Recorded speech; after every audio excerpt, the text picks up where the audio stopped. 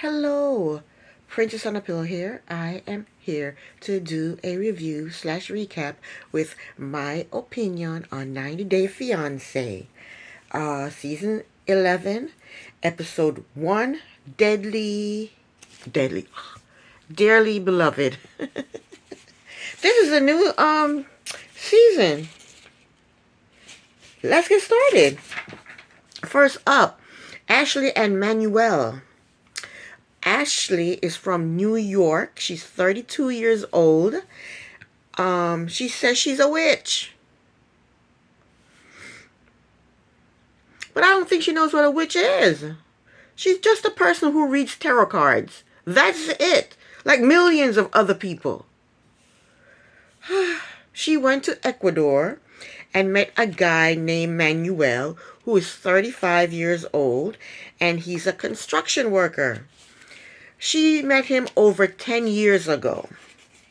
They got engaged after a week of knowing each other. It sounds to me like Emmanuel is tired of living in Ecuador and wants to come to the States. All you got to do is hop on her witchy broom and ride it all the way to the States. That's all you need to do. He is supposed to arrive in the States the next day. He is traveling for the first time on a plane. And he has 3 layovers. And he doesn't speak English. That poor baby. And Ashley is a powerless witch. If she couldn't get him here on her broom, this poor man got to take 3 layover flights. Anyway, she meets up with some friends. And we find out that Manuel has not told his mother about her. His mother thinks he's traveling for work purposes. Also, Ashley has not told Manuel that she's a witch. She knows he's not going to like it because he's Catholic. Next, Manuel is on his way to the States, and Ashley can't get in touch with him. One of his layovers is in Miami, and that's where he has to go through customs. And she can't get in touch with him. He's in Miami. She knows he's in Miami, but she can't get in touch with him. So she doesn't know what's going on. She don't know if he got through customs or not. Or if they send his butt back to Ecuador. Plus his visa expires the next day. So if he don't get through today, that's it. I don't know why they waited so long for him to travel, but... So anyway, she's going to go to the airport. She's going to stick to the plan, even though she hasn't heard from him. And she don't know if he got through customs or not. She's going to stick to the plan, and she's going to go to the airport to meet him. On the way to the airport, she claims she's having an anxiety attack. Girl, bye. I'm not feeling it for her. She's a witch. I don't understand witches, so I am really not feeling it for her. I'm Christian. I believe in the Lord Jesus Christ. All right, next is Gino and Jasmine. This couple will not go away. They refuse to go away. All right, so we know that Jasmine is in the States in real time, but right now she's still in, for the show purposes, she's still in Panama. Anyway, her friends pick her up on a party bus to take her to her bachelorette party. Because she ain't got no friends in the States, so she'll have nobody to take her to a bachelorette party when she gets to the States. So her friends are going to do that for her while she's in Panama, which is a good idea. And she was talking in her confessional, and she said she likes unattractive men. So that means she's telling you, Gino, that she finds you unattractive. And you know what? I agree with her. Who wants to date a good-looking man and have all these women throwing themselves at your man constantly just because he's good-looking? I don't blame her. I would date an ugly man, too. Now, so I can understand that, Jasmine. You go, girl. So we see Gino. He's in Michigan. And Gino is an engineer, but Gino quit his job. He quit his job because he wants to help Jasmine get acclimated to the States when she gets here. That's a stupid reason to quit your job. You better get your job back. You know how Jasmine like to spend your money. You better get your job back, idiot. After 3 years, you don't know Jasmine? That Jasmine's going to want to buy everything she sees? You better get that job back. He said they fight every day about everything. Well, if that's the type of relationship you want, Gino, you're dumb. Next, we see Jasmine on her party bus, and she pulls off her pants and rub her naked butt against the windows of the van or the truck or whatever you call that thing, bus. And I guess they call that mooning, but I call that disgusting. She gonna get an infection in her little private area if she don't stop rubbing her ass against dirty windows. Or she may get shit stains on the poor window. Who's gonna clean that? I've never ridden a party bus. I don't know if you have to clean it after you're done with it, so I don't know.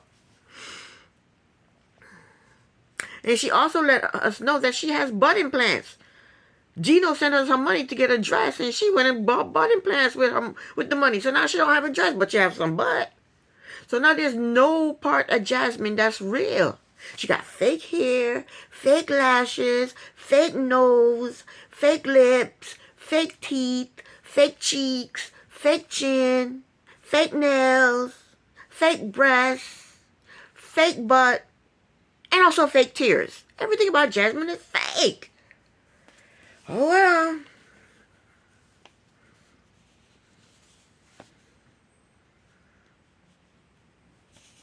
And we also found out that Gino didn't tell Jasmine that he quit his job.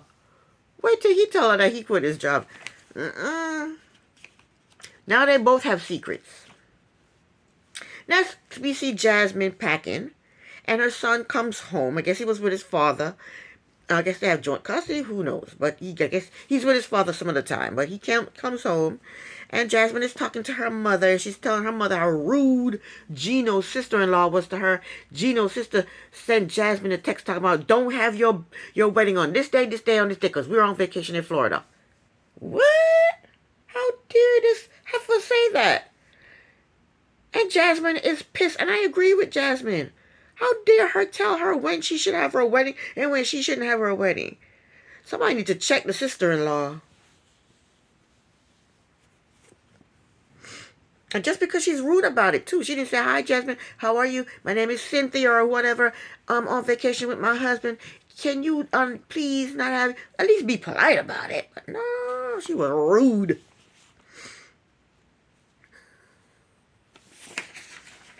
Anyway, Jasmine plans to bring her kids to the States. So she's going to tell her son, I think this is the eldest one. I think they have two different fathers.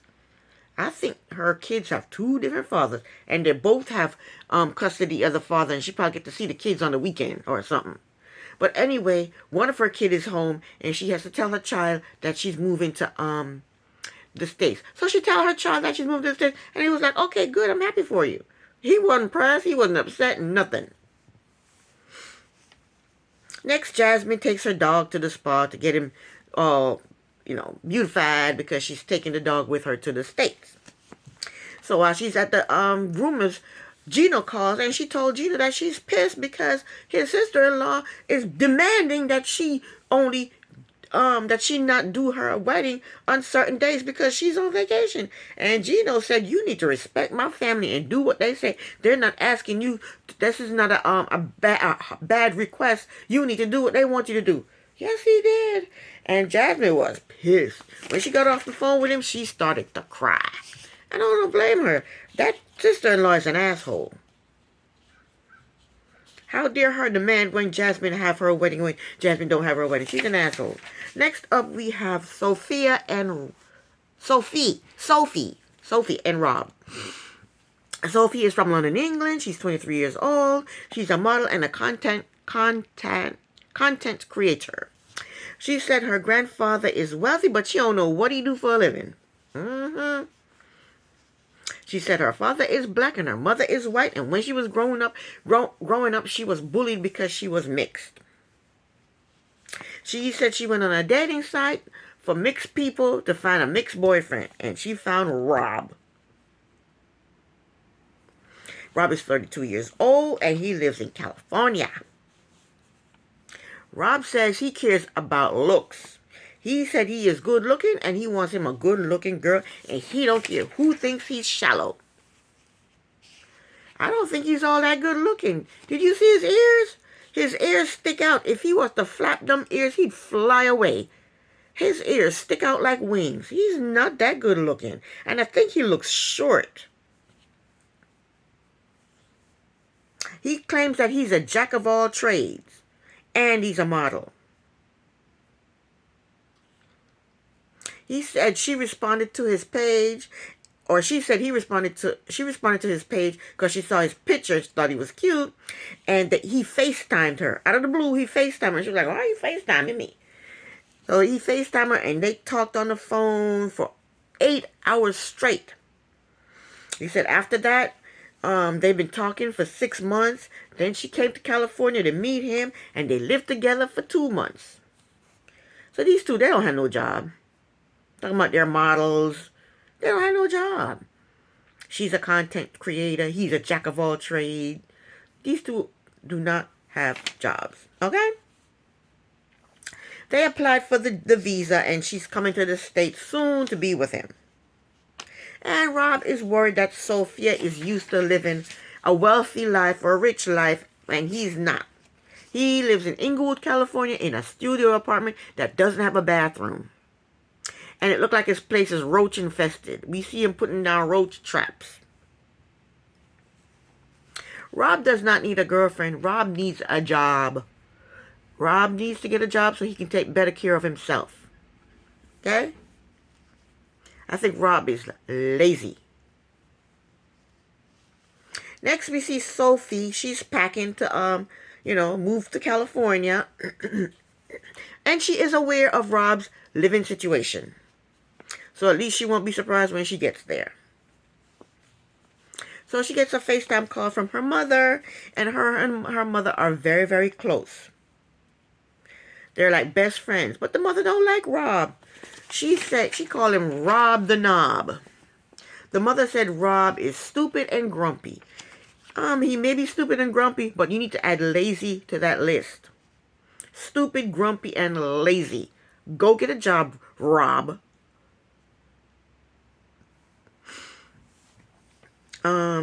I think both Rob and Sophie are dumb. They both want somebody who is good looking. That's all they're looking for in a relationship. As long as you're good looking, hey. They're two morons. The light just came on now. Changed my lighting. Anywho. Rob meet up with a friend of his because he wants his friends to help him to do a little dance for when Sophie comes. He wants to do a little dance and present her with his ring. The friend met Sophie when she came to California, and the friend is not impressed with Sophie. He says she is young. And then he told Rob that Sophie was on Bumble. He saw Sophie on Bumble, and she was looking for somebody to date. And Rob said, nah, she accidentally pressed the date part. She wasn't looking for somebody to date. She was looking for friends, for someone to be friends with while she was in California. But the friend don't believe that. The friend don't like Sophie. The friend thinks Sophie's trying to find some other guys. Next up, Sophie meet up with her friend. She's still in England, she meet up with her friend. And we find out the friend does not like Rob. Because Rob, when Sophie left California, she found out that Rob was sending sexual videos to another girl. So Sophie's friend don't like Rob. And the friend doesn't believe that that's the first time Rob has done that. Anyway, Sophie tells the friend that she's bisexual. For the first time, she tells her friend that she's bisexual and that she hasn't told Rob that she's bisexual yet. And she wants to explore her bisexual feelings before she marries Rob. How's she gonna do that?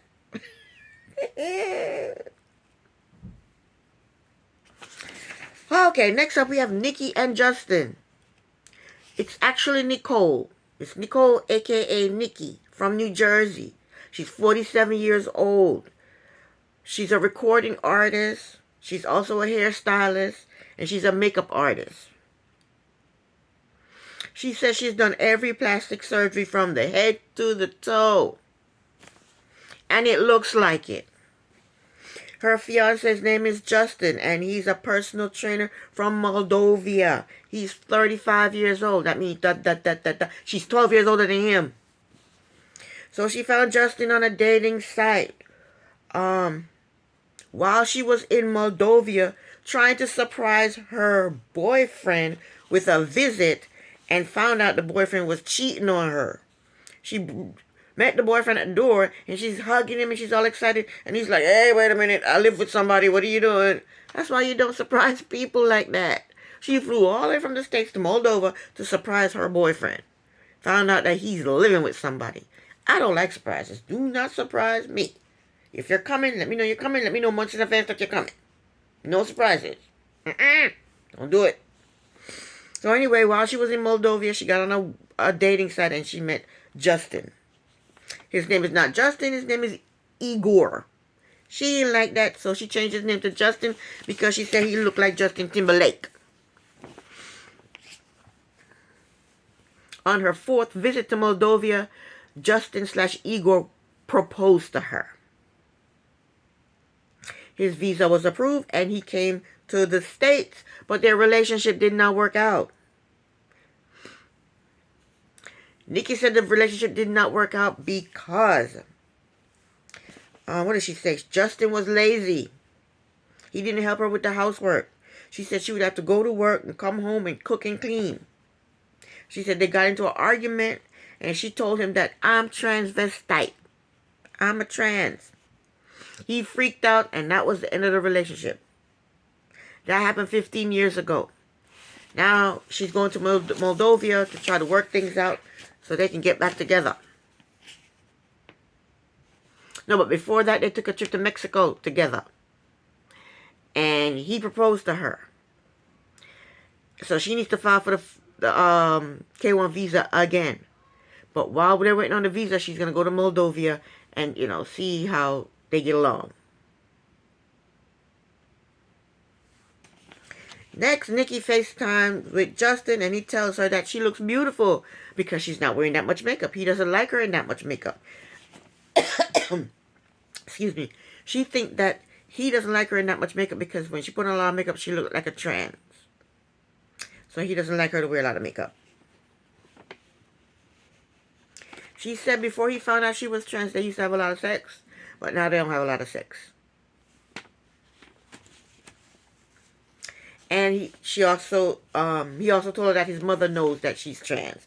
And his mother is worried because I guess in Moldova that is frowned upon. Heavily frowned upon. And that's it. I think we have 2 more couples to meet. And after, I can't wait to meet these next 2 couples. They're just as crazy as these couples. This is the end of my video. Princess on a Pillow here. Thank you so very much for watching. Bye.